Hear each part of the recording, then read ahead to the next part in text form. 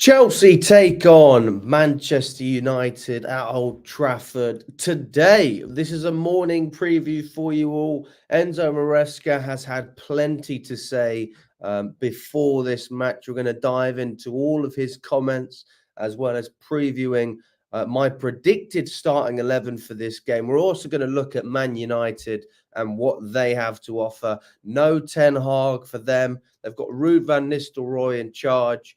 And Ruben Amorim is going to be Manchester United manager, just not for this game. So big up to everyone that's watching. I hope you're all doing very well. Like and subscribe to Chelsea Fan TV if you haven't already.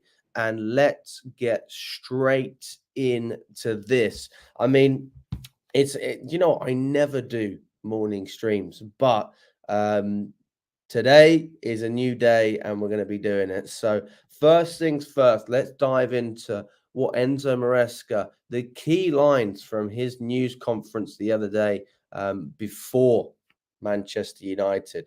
So Maresca confirmed he has a full squad available to select apart from Jadon Sancho, who is ill, who would have been ineligible to face his parent club anyway. So even though Jadon Sancho is ill, even if he was fine, he wouldn't have been able to play this game because he is technically still on loan. There is an obligation to buy, but I don't think that has anything to do with whether he's able to play against Man United or not. So it's a little bit of a shame, but actually, in fairness, Sancho wouldn't have been able to play anyway. So not the worst news in the world, but he is technically our only injury at the moment, our only player that's unavailable at this moment in time.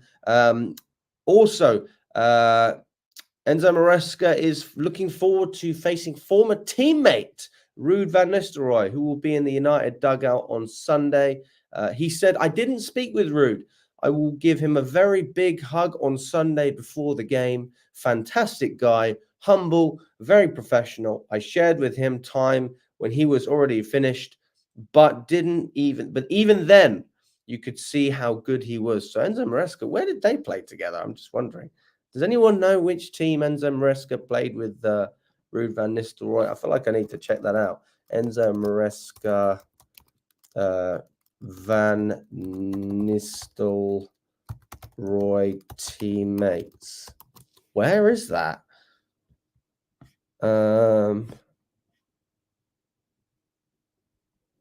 I don't know who they played for, but they were teammates somewhere. Fair enough.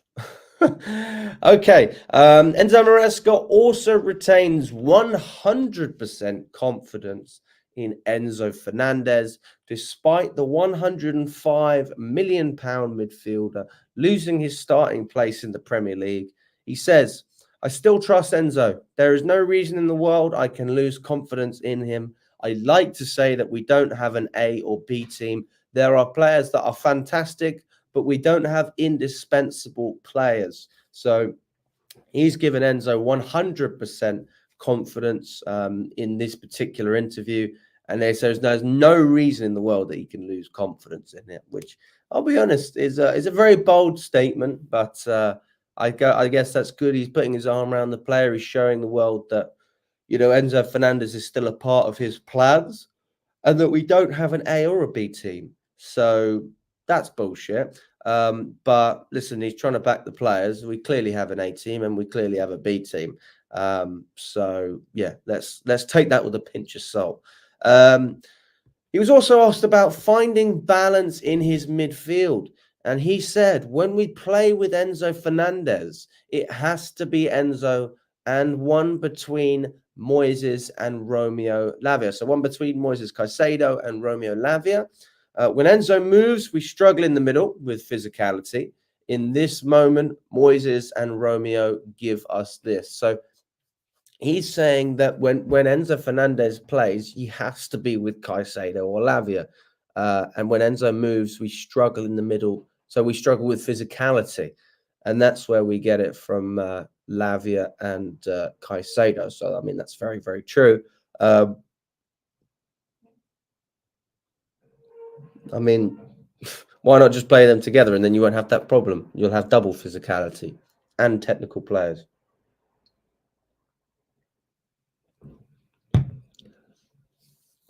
He was also asked about Nicholas Jackson's fine form and said, "We are very happy because Nico is helping us, not just in terms of numbers, but in the way we want to play.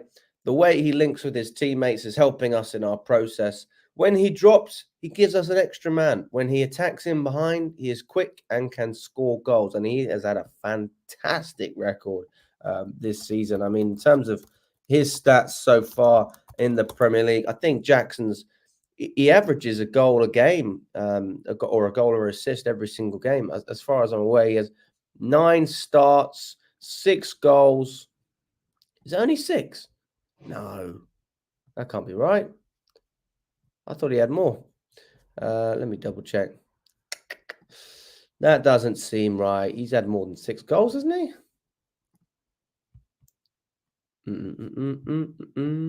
Oh no, only 6 goals to be fair.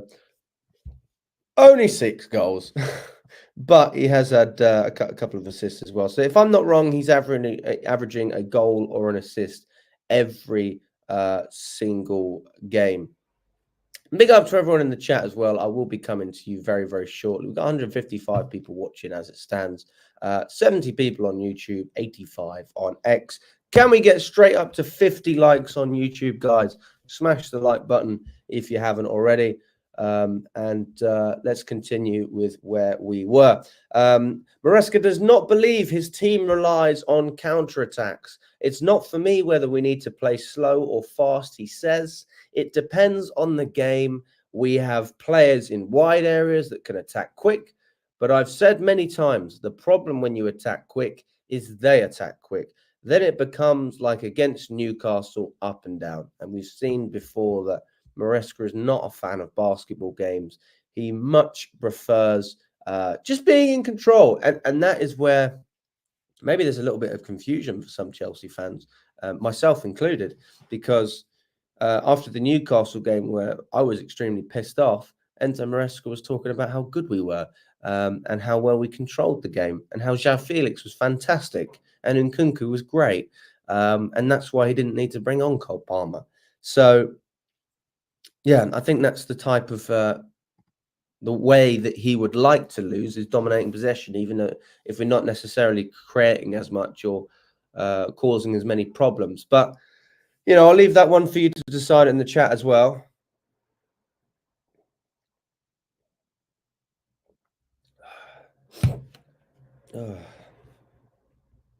Let's see what everyone's saying. Big up, Kaitik Chung. Miss Bunny says, give us a wave. Hello, Miss Bunny. Heady, score predictions. I'll be getting into that later. Don't you worry.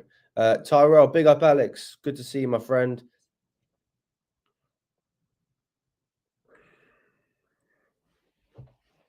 Scopa6 says, morning, Alex. Adchav says, you started blaming Maresca now, lol. When did I blame Maresca? I was reading out his interview. Ubazoo says, big up, Alex. Pub-wise, Charbelt, listen, mate, if you want a good pub for Man United, I would recommend that there's a very good one by Manchester Piccadilly. You come out of the station, you do a right, you pass Subway, you just keep following that pavement up for about 5 minutes, and you will see the away pub. You can't miss it. I can't actually remember the name of it, but come out of Manchester Piccadilly, do a right, pass Subway, and you will see the away pub. Much improved from last season, says Scope 6. Absolutely, I'm with you there. The name is D up the Chelsea. ABTV, big up, Alex. Are you going to the game? Yes, I am going to the game, absolutely. So, yeah, I'm looking forward to that. That'll be good fun. It'd be interesting to see as well what Ruud van Nistelrooy said going into this game, whether he spoke about Chelsea or, you know, gave any of his thoughts on us as a team as well. Let's have a look.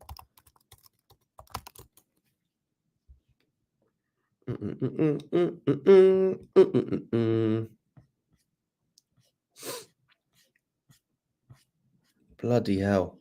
Do you know what? It's mad, isn't it? Whenever you type anything about Man United, it actually it gets more traction than Chelsea. It's crazy. There's so many interviews already from Ruud van Nistelrooy. It's crazy. All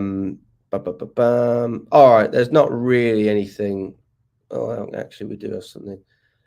Yeah, so obviously Van Nistelrooy is going to be taking charge of this game. It's only going to be a short job. We know he's going to be replaced by Ruben Amorim. And he has mixed feelings about taking the job because obviously he came here to work with Erik ten Hag. But he's obviously privileged to take over at Manchester United. He doesn't really speak about Chelsea. Oh, actually, hang on. No, he doesn't. He doesn't talk about Chelsea, to be fair. Yeah, he doesn't talk about Chelsea really, so there's not much to say about Ruud van Nistelrooy. I would have hoped that he would give his thoughts on us or something, but he's kept his cards close to his chest. There you go. Fair enough. Also, a big up to Moises Caicedo. Yesterday was his 23rd birthday. So happy birthday to Moises Caicedo. Let's give him a nice birthday present. And he's not only 23 years old. Let's hope that we can add another 3 and get him the 3 points this Sunday. That would be absolutely fantastic. But yes, so big up to Moises Caicedo. Happy birthday for yesterday. A little bit late. With the birthday message, but better late than never, isn't it? Maresca also said that he watched Manchester United's game against Leicester, and in some moments they tried to do something different. Even if in a short period it's difficult to add new things. He also commented that it's going to be a tough game. Yeah, I mean, that Van Nistelrooy's obviously tweaked things a little bit, but I mean, what can you do in a week? There's not too much that you can do. But I can imagine he certainly has different ideas to what Ten Hag was doing. And as an assistant, even if you disagree with what the manager's saying, there's not much you can do. I suppose you could probably make suggestions, but not much more than that. And now he has all the power in his hands, even if it's only for a couple of games. They scored 5 against Leicester, didn't they? And I think they'll be looking to come out guns blazing and score some goals against us as well. Woo! Woo! Good morning.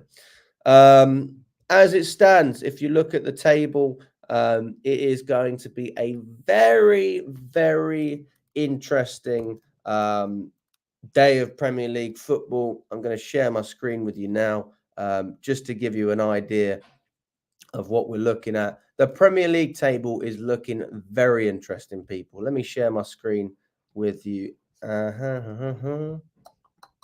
Look at that. Right, we're going to go from the bottom as well, just so we can see. I mean, Wolves, I don't know if you watched Wolves yesterday against Crystal Palace. I feel so bad for Gary O'Neill. I think that guy is actually a really good manager. He is just working with terrible players because they actually play good football every week and they still don't pick up points. Southampton managed to get a 1-0 win against Everton. Ipswich still struggling in 18th. Palace. Chalobah managed to score a goal, so big up to Chalobah. But then he was also at fault for one of the Wolves goals again. So Chalobah did a great thing for Crystal Palace. I thought, bloody hell, this is Cobham, isn't it? And then he made a silly mistake straight after. So to be honest with you can't really give him too much praise. As a defender, it's your job to defend. And he didn't defend very well. Who else? Anyone else from Cobham? West Ham lost 3-0 to... who did they lose 3-0 to? They lost 3-0 to... Nottingham Forest. Yeah, Nottingham Forest beat West Ham 3-0. Nuno is doing some serious business. But Man United, look at them, sitting in 13th on 11 points. We're 6th with 17. So, I mean, they need this result just as much as we do, if not more, if we're being totally honest. And the pressure is certainly on these guys. I mean, if they want to get anywhere in terms of European football, then they can't afford to be behind Fulham or Brentford, Bournemouth, Brighton, any of these teams. But I say that we're all behind Nottingham Forest as it stands. And big up to Bournemouth as well, who beat Manchester City yesterday, 2-1. But yeah, I mean, if we win this game, is it unfair to talk about a pushing further up the table? I mean, how realistic can we be? If we manage to get a result against Man United, that puts us on 20 points. We would be ahead of Villa. We would be ahead of Arsenal. We would be ahead of Nottingham Forest as well. That would put us on 20 points. 3 points behind City, 5 points behind Liverpool. Listen, does that put us in a title race? You tell me, guys. Because as far as I'm aware, titles have been decided on more than 5 points at times. So that would tell me that actually maybe there is a chance. But listen, I'm not here to blow Chelsea's trumpet. We've got plenty of work to do. But it's a nice position to be in, isn't it? And it's good to be comfortable.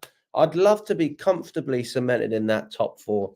Even if we do win the Conference League, we don't have guaranteed Champions League. That only gets us to the Europa. So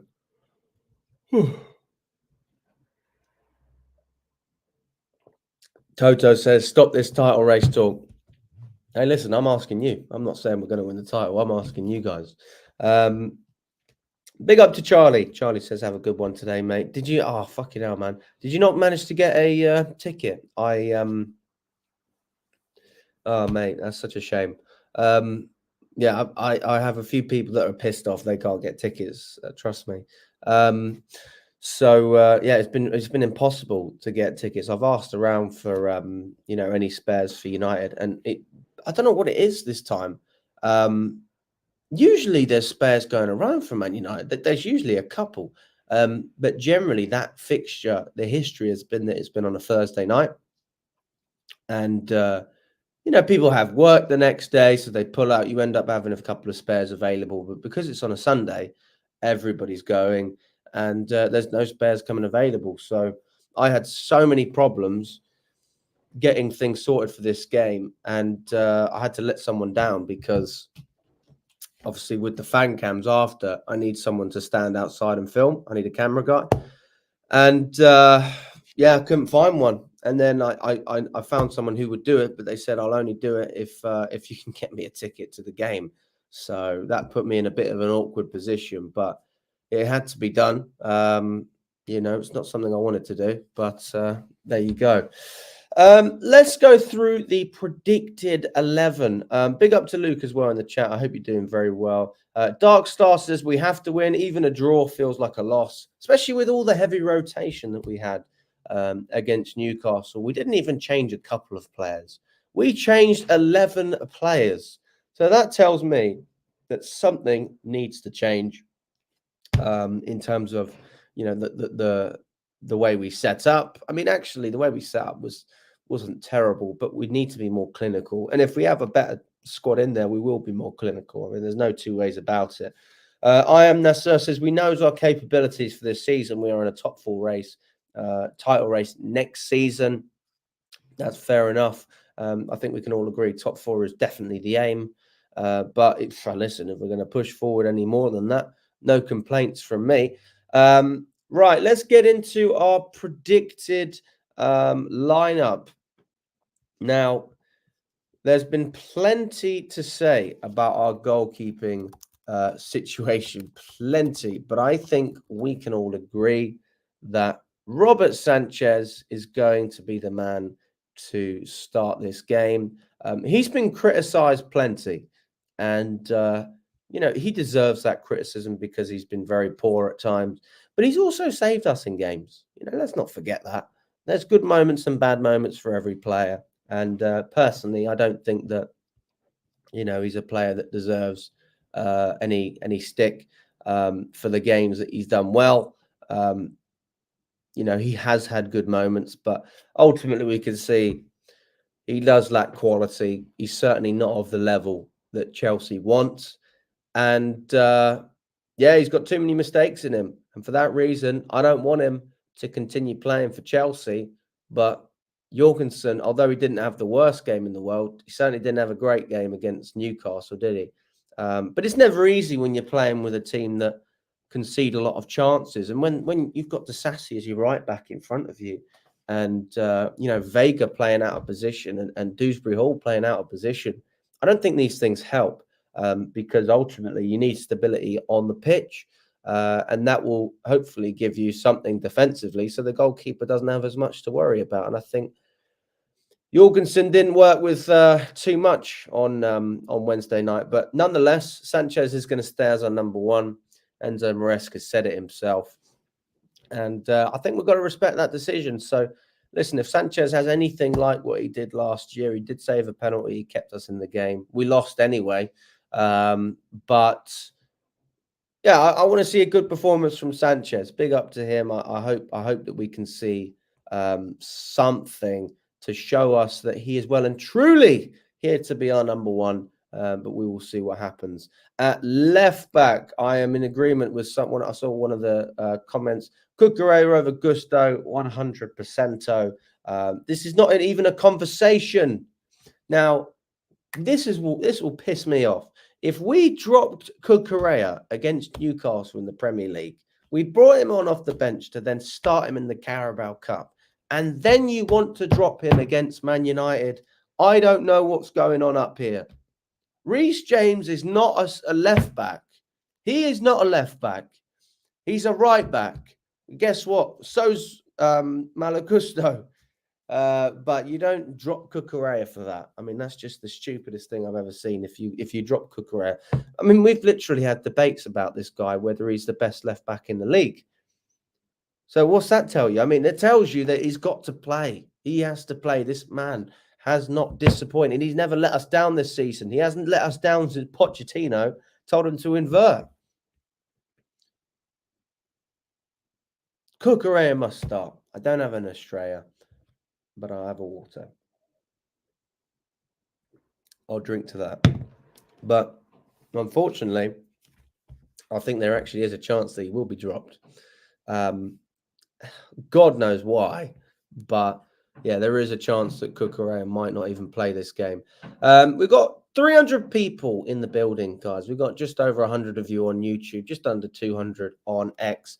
Can we get 100 likes? Guys, let me know how many we're on. I don't even know. Smash the like button if you haven't already. It does go a long way. It just shows that you're enjoying what we're doing. And would you like to see more morning videos? I generally don't do them, but I'm happy to do them. And if that's something that you like, then I've got no problem whatsoever. So can we get up to 100 likes? Darkstar says we're on 20. JP says 24. Guys, smash the like button. Let's get up there. Why don't we work our way slowly? We'll go to 50. How about that? We'll get to 50 and then I'll check back in. But keep me posted. But yeah, Cucurella for me is a no-brainer. He has to start. He's by far our best defender if you look at consistency in terms of the fact that he's always available. I think he shows great qualities. He's a player that you want to have on your team instead of off your team. He's a pest. He's a nightmare. Not to mention on the ball, he's been great this season as well. So there is absolutely no reason why Cucurella should not play this game. But hey, we've seen some madness in our time before, and there could be worse. I'll tell you that. There could be some madness to come. But listen, we'll see. We will see. So that means, who would we start on the other side? Because one player has to be dropped between Reece James and Malo Gusto. For me, I want to see this man start at Old Trafford. This is nothing to do with Malo Gusto being poor or deserved to be dropped. Reece James is just the best right back in the world when he's fit. And I want to see the man play in his rightful position. I don't want to see him starting as a left back. I don't want to see him start as an inverted fullback. Reece James's best position is as a regular right back / wing back. But I can understand why we wouldn't necessarily play him as far up the pitch, because then you have to get him tracking back, and that could be a risk of injury, get the guy running up and down. And that's probably one of the few things that you could look at in terms of what Enzo Maresca did when he put James as a left back and say, you know what, that was quite smart.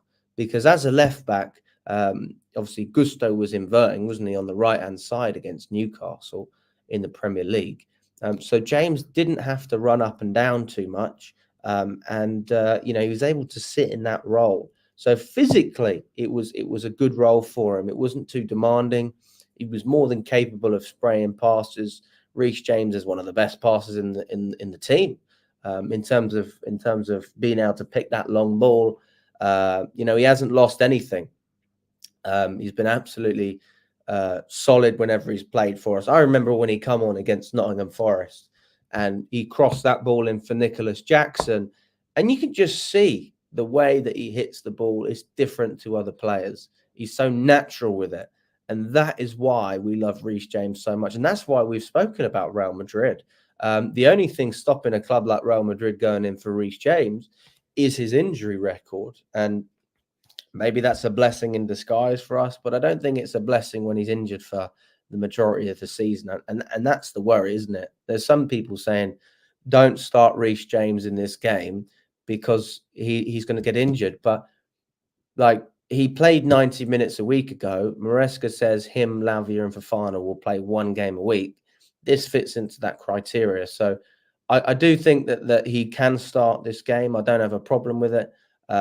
If we start Gusto, I won't have a big issue with that either. Maybe we see James coming off the bench, but nothing to do with Reece James should affect Cucurella. That is my condition. Cucurella must start in this game. You do not play James as a left back. Can we all agree with that? Let me know in the chat, guys. I mean, am I asking for too much here? I think that's a perfectly reasonable demand. Anyway, let's move on to the centre-back role. I think we all know we're going to see this man, Wesley Fofana. He is going to be in that centre-back pairing on the right-hand side because he's right-footed. He didn't have a good game against Newcastle, did he? But Tosin had a crap game as well. So listen, it's very difficult. I mean, I feel like we're working with Tweedledee and Tweedledum at times with Fofana and Tosin. I've been saying how much we should play Tosin. I've been proven totally wrong. That guy just, oh my goodness, he keeps letting us down.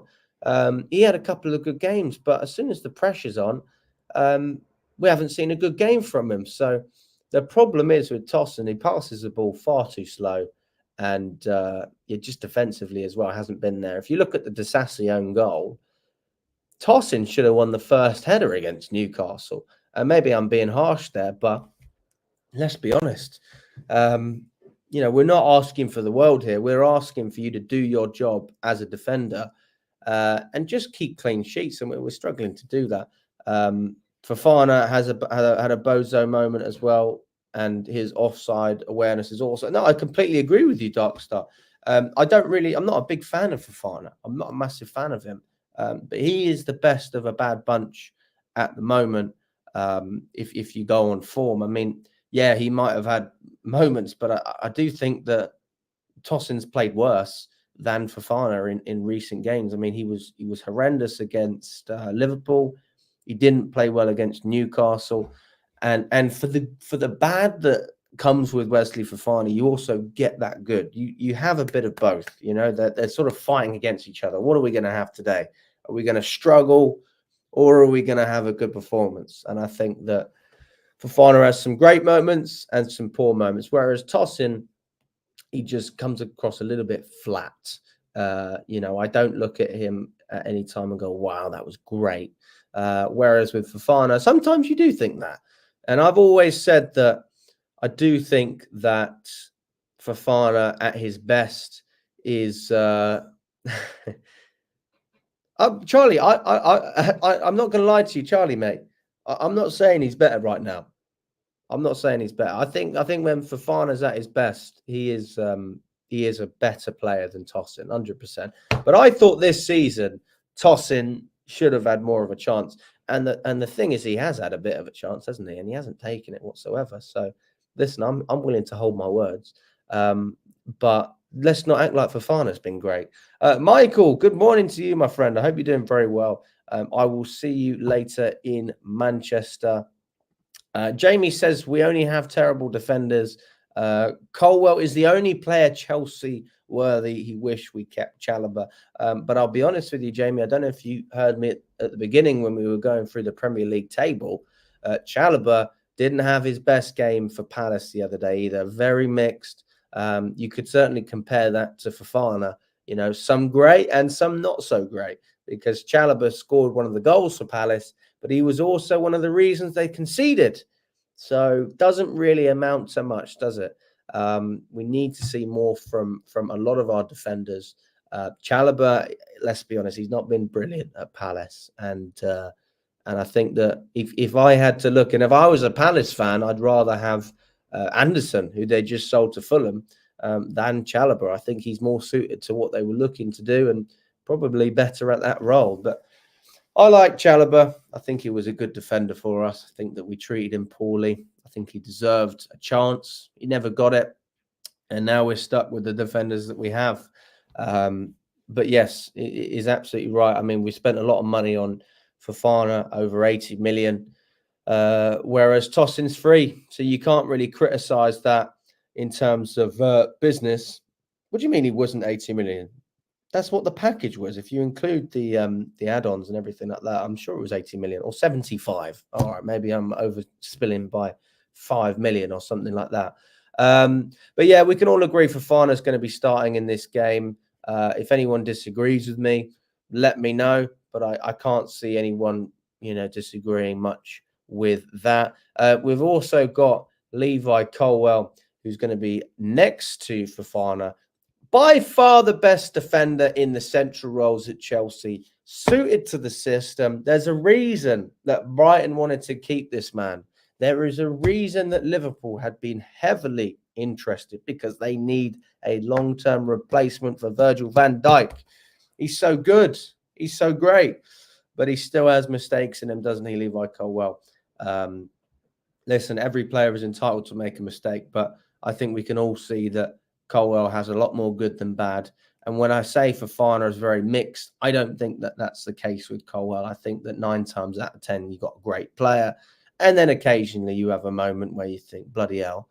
I don't think the officiating helps either, because some of the fouls that they blow, some of the penalties, just generally, I do think, like, who's able to stop that? It's not even contact, but this is modern day football, isn't it? And as a defender, he's aggressive. He likes to go for players, and he doesn't mess around, does he? And I respect that. I've got no issue with it. So big up to Levi Colwill for that, I guess. But we need some solidarity. It's a bit of a tongue twister, that. Solidarity at the back. We need some solidarity at the back, and that will happen as long as there is no stupid mistakes. And this is not just on the defenders. We go back to the goalkeeper as well. Sanchez, if he does a stupid pass, it puts his defenders under pressure. But good communication, no messing around. I don't mind a bit of route one football at times as well. I mean, I'm not opposed to it. I know Maresca. Woo! Come on, wake up, Alex. Come on. I know Maresca is not particularly a fan of it, but we've got a player with Nicholas Jackson who is more than capable of holding the ball up. I think that alongside Cucurella, Nicholas Jackson is our most improved player from last season. If you look at the way he started last season and the way he finished coming into this season as well, carrying that form, I'd probably argue he's even better than he was. Then I've got a lot of good things to say, a lot of positive things to say, and that's where I am, to be honest with this. That's where I am. So I do think that Levi Colwill will start alongside Wesley Fofana, and that's our back line as it stands. So we've got Sanchez in goal, we've got Cucurella on the left, Colwill alongside Fofana in the middle, with Reece James on the right, which means Malagusto is not getting any minutes for this game. But that's not anything to do with him being poor or we're not happy with him. That is sheerly a case of how good Reece James is, and we know when he's fit, he needs to play, and he's had a week's rest, so that fits the criteria, 1 game a week. Moises Caicedo in the midfield. I don't think we're going to have any disagreements here. But listen, I'm open to debate. Listen, Caicedo again, probably our third most improved player. I personally would say it's Cucurella number one, Jackson number two, and Caicedo is probably our third most improved player since last season. He'd come in and he was okay, wasn't he? But he did have a couple of moments. I remember everyone taking the mickey out of him when we lost to West Ham. I think that was his debut as well. He gave away a silly penalty or something like that. Yeah, he's just come along leaps and bounds. He's been fantastic.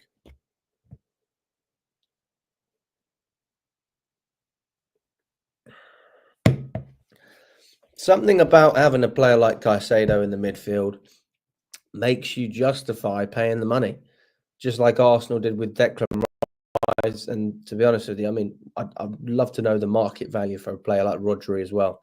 These players are so rare. They're so rare. They're such commodities. They're such assets. What Caicedo brings to this team is more. It's a different package to a player like Kante, and I don't throw that name around lightly, but I think this is the best comparison I can give, because the last player we had who was anything like Caicedo in terms of defensive quality was Kante. But Kante was sheerly a defensive monster. He was a defensive machine, better than anyone I've ever seen in the Chelsea shirt, to be quite frank. Better than Moises Caicedo on 100%. But one thing that Caicedo has that Kante never really had. I mean, he had his moments, didn't he, Kante? I guess he could dribble quite well and he could score a goal. But he wasn't a creator. He wasn't a passer.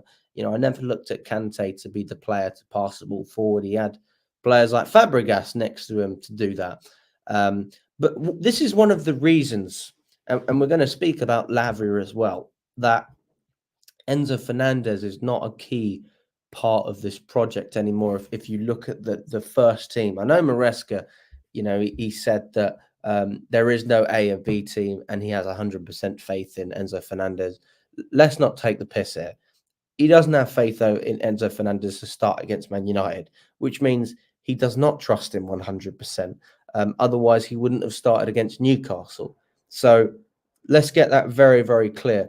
Kante certainly could create. I'm not saying he couldn't, but I do think that Caicedo has a better pass on him than Kante.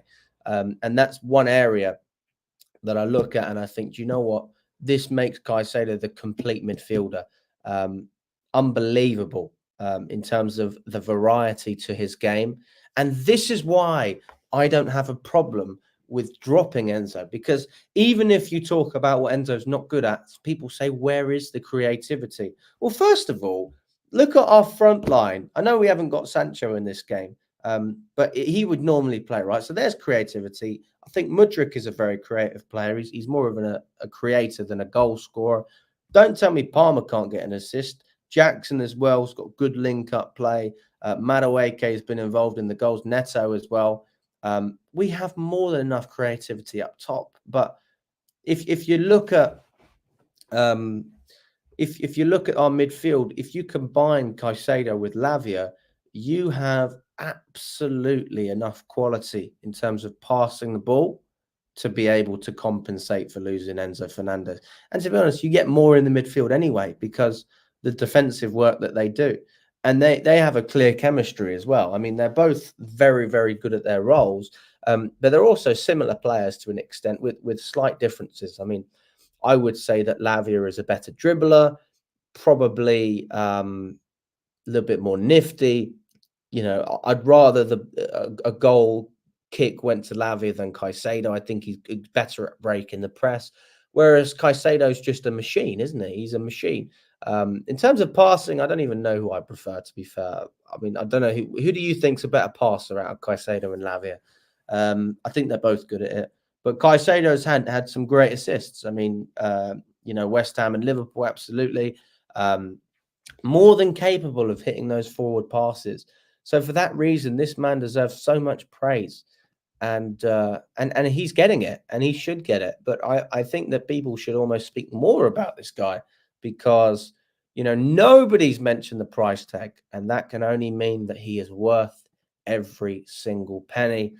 But there is a man who costs 50% of the price of the other man I just spoke about, but still brings in the same level of performance, if not better at times. I think that, to be honest with you, if Lavia was always fit, he would be our best midfielder. But Caicedo has been great as well. I mean, let's not take anything away from him.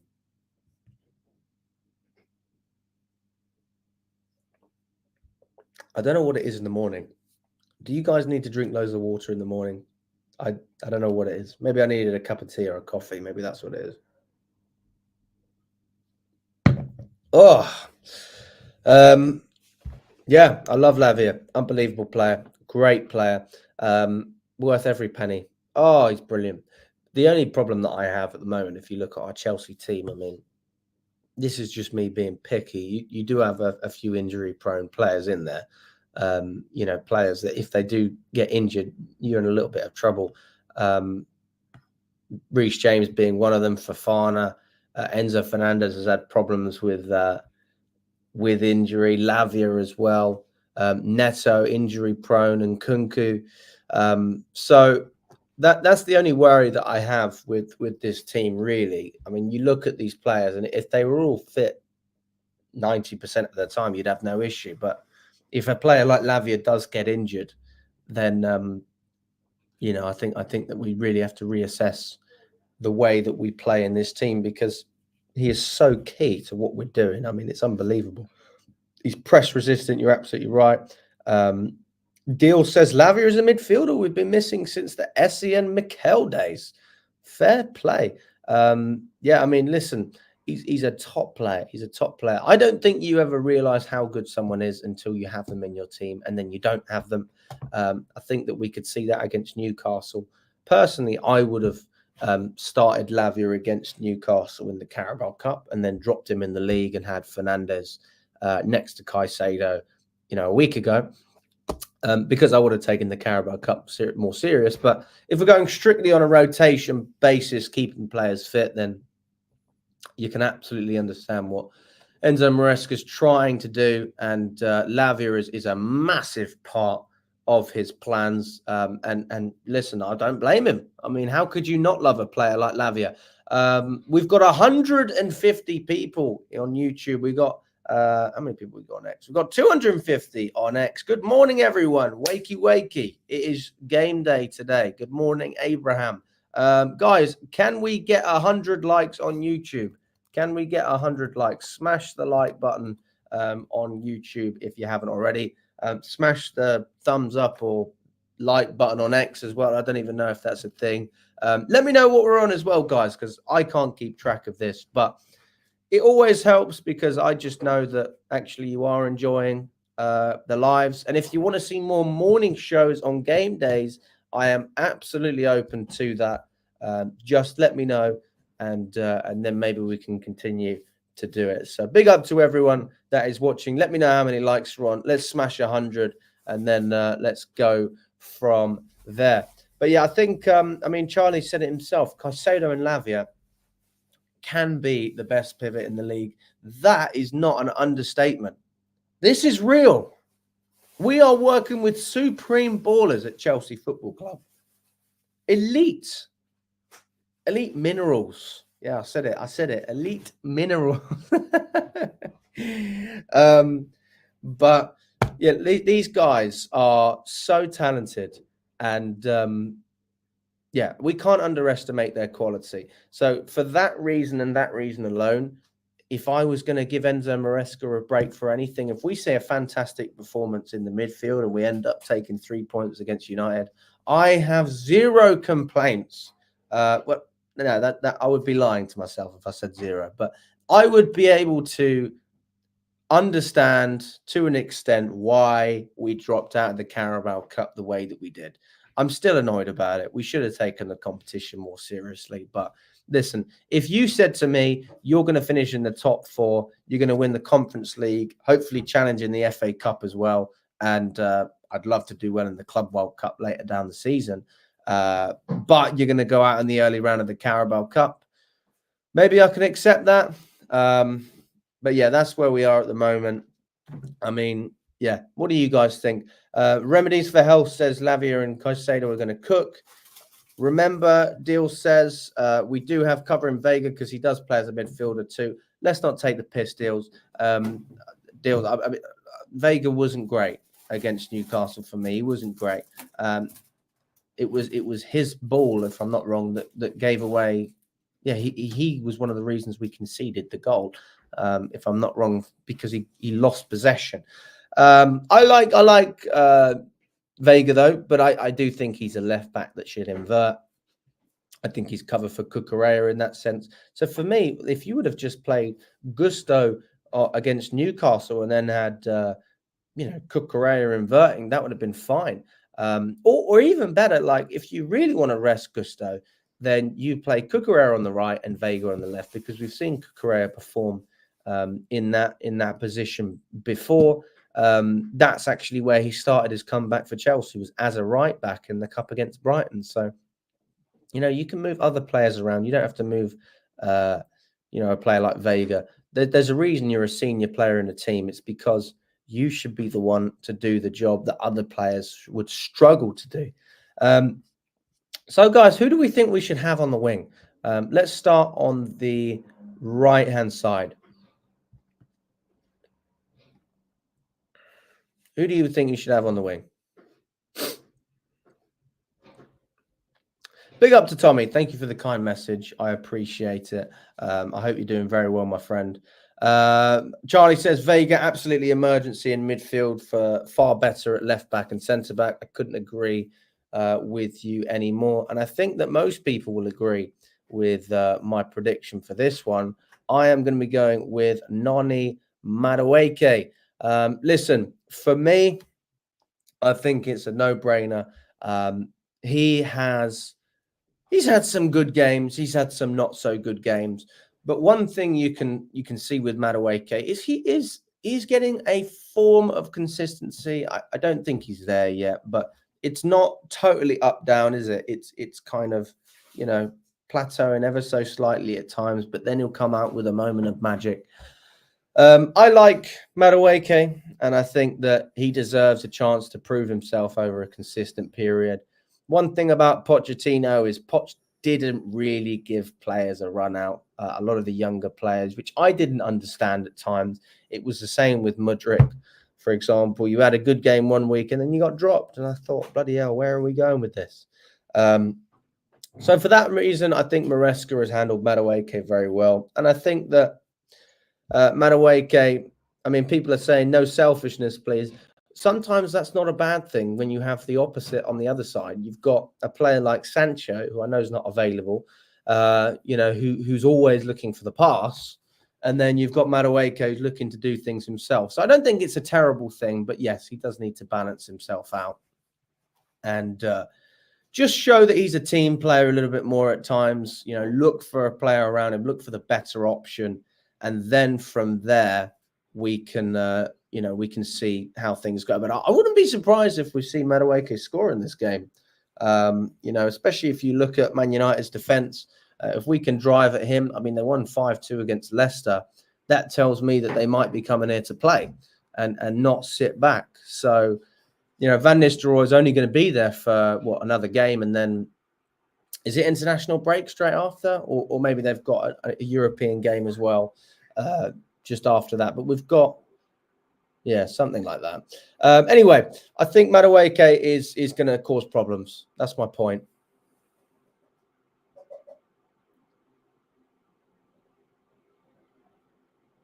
We do have the minerals, absolutely. We do have the minerals, and we have the quality. We have the momentum. We have the confidence. That's something United definitely don't have. They're having a manager bounce, but the manager hasn't arrived yet. So I'd like to think that the manager bounce hasn't started yet. So we'll see. Deal says he's definitely going to cook Dallo. Charlie says, I don't get where this selfish narrative comes from. He's definitely a team player. Defensively works very hard for the team. I think that the selfish narrative comes from sometimes the fact that he chooses not to pass the ball, and lay it off, and he'd rather do it on his own. But I do understand what you mean, Charlie. I personally like Madueke. I think he's a good player. Who's going to play on the other side? For me, this is another no-brainer. You've rested the man, Pedro Neto.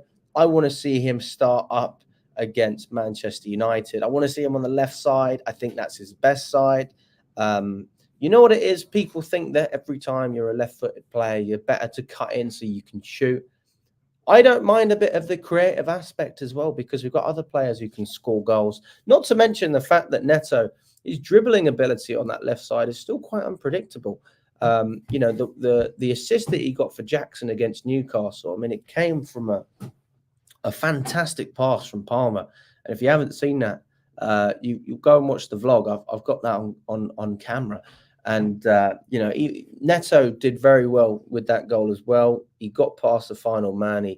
He put a nice ball in, and he has that composure. That final ball is never an issue with Pedro Neto. And me personally, I think that this man is certainly a player that people haven't talked about enough, but they are starting to talk about him. They're saying that we should drop Madueke for Pedro Neto. I think that I would like to see Jadon Sancho. Everyone's been speaking about how good Jadon Sancho is on the right-hand side. After this United game, I mean, I'd like to see Sancho on the right and Neto on the left. I don't think that's a bad thing as well.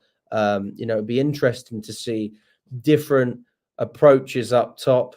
But yeah, this guy can score a goal. He can get an assist. He's got so much energy and pace. I think him and Cucurella on that left-hand side, there's just so much energy. Really, really contagious. I mean, that is what you want to see. I just hope that we can keep him fit, because that has been his problem. You know, a large portion of last season for Wolves was unavailable.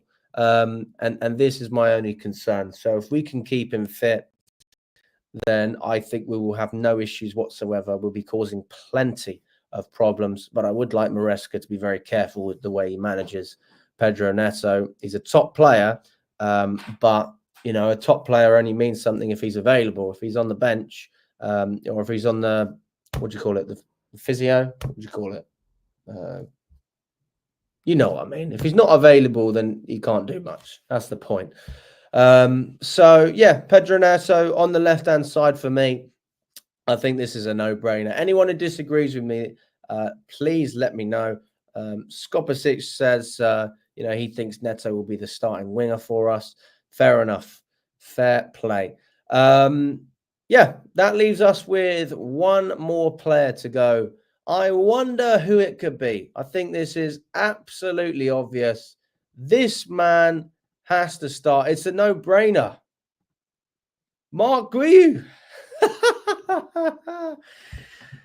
He's got to have some game time, people. Get the man up front. Mark Guiu to start against Man United. Run the poll. I'm only joking, guys. I'm only joking. It will not be Mark Guiu. It will be this man right here. And for those of you who don't know how to pronounce his name, Nicolas Jackson. God, what a name he's got. He's fucking brilliant. But yeah, listen, I think Nicolas Jackson has cemented himself as number one. I think there is something about this man that he's undroppable at the moment. He's undroppable. And the reality is that in modern football, I mean, we always know that you've got to do more than just score goals anyway. But if you score goals as a striker, I mean, it's very difficult to criticize, isn't it? Because that is ultimately your job. And Nicolas Jackson has been scoring plenty of goals. The thing is, Nkunku scored plenty as well, and he scored on international duty for France. He finally got the call up there, and I'm thinking to myself, what does Nkunku need to do to start a game for Chelsea in the first team? And the reality is, at this moment in time, there is nothing he can do. His qualities just don't compare to Nicolas Jackson. I said at the beginning of the season, Jackson's going to score over 20 goals. 100%. There's no doubt in my mind. Nicolas Jackson's going to score 20 goals. I did think that Nkunku would start more games. I thought at the beginning of the season, Palmer would start on the right again, and we would see Nkunku slot in behind Jackson. But it doesn't seem like that's going to be the case. And Palmer's been moved over, which means Nkunku's had to go. He's had to sit on the bench.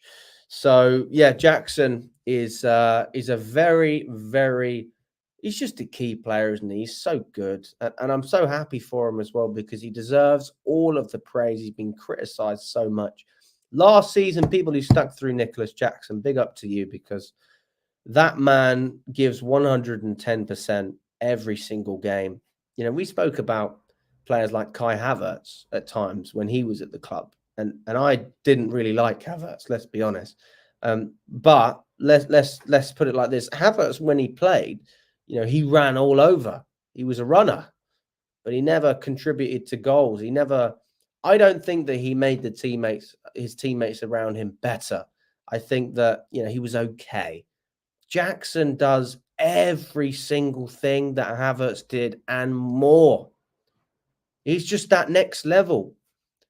We sold Havertz for twice the price that we bought Nicholas Jackson for, and we have a player who is worth more.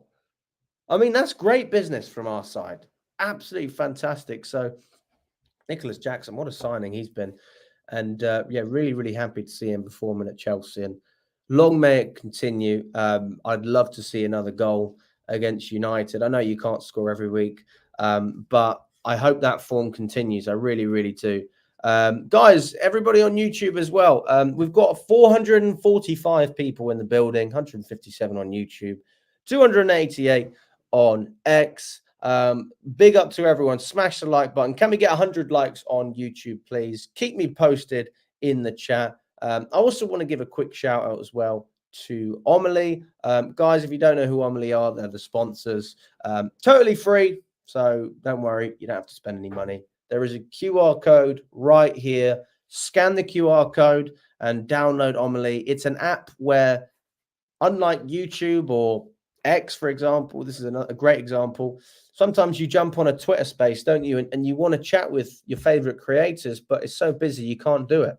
Omely is because it's brand new, you have a genuine chance of speaking to your favorite creators in the football space. It could be myself, it could be Lewis, Nina, Charlie, you name it. There's even people from other clubs as well. You know, Arsenal, all the rest of them, but I can imagine you're probably not interested in that. So yeah, scan the QR code. I'm going to be doing a review of this game on Omely. So come and join me on there tomorrow. There's also a link in the description. You can use that as well. But yeah, let's go through the chat, guys. If you have any questions, let me know what you think. But I'm going to reiterate my starting 11 for this game. So we have Robert Sanchez in goal, Cucurella on the left side, Colwill and Fofana in the middle, Reece James as a right back, Caicedo in partnership with Romeo Lavia in the midfield. Fucking hell. Hang on a second. I forgot I forgot one of the players. What am I doing? What am I doing? I forgot about this guy. What am I doing? I didn't even speak about Palmer. Oh my goodness, the disrespect. Yeah, well, listen, I don't think I need to say too much, but I've got to touch on it. Cole Palmer, the main man. Yes, he needs to start in this game. I don't think anyone really. There's no concerns there. But yeah, Cole Palmer 100% needs to fill in. The chemistry that he has with Nicholas Jackson. Maresca said it himself. Cole Palmer needs to get used to being man marked. He needs to get used to the fact that teams are going to set up, you know, two players just on this one play, just on him. And that is a testament to how good he is now. But I hope he can continue to find the levels, even with the way that teams are adapting to him. He is a sensation. He's a phenomenon, isn't he? But yeah, absolutely, Cole Palmer needs to start on this game. Dub says it's funny because United have no way to even mark Palmer out of the game. Well, they've not got McTominay anymore, and yeah, he probably would have been the player I would have used in the past. So yeah, let's go through that again. Robert Sanchez in goal, Cucurella on the left, Reece James on the right side, Fofana and Colwill in the middle, with Caicedo partnered up with Romeo Lavia, Cole Palmer in the 10, Neto on the left, Madueke on the right, with Nicholas Jackson up top. I don't think we can dispute much of this, guys. But listen, if you have any questions, I'm going to answer them, and I'm going to round it out very quickly. Rano says United midfield is too slow with Casemiro, Eriksen, and Ugarte. They might suffer in Chelsea transitions. I completely agree. Maresca said Palmer and Felix can play together, so why not Nkunku and Palmer? Well, Kabir, I would argue that Nkunku had a very poor game against Newcastle. I would not start him after that game. And also, who do you drop? Are you telling me that you drop Nicholas Jackson? Not for me.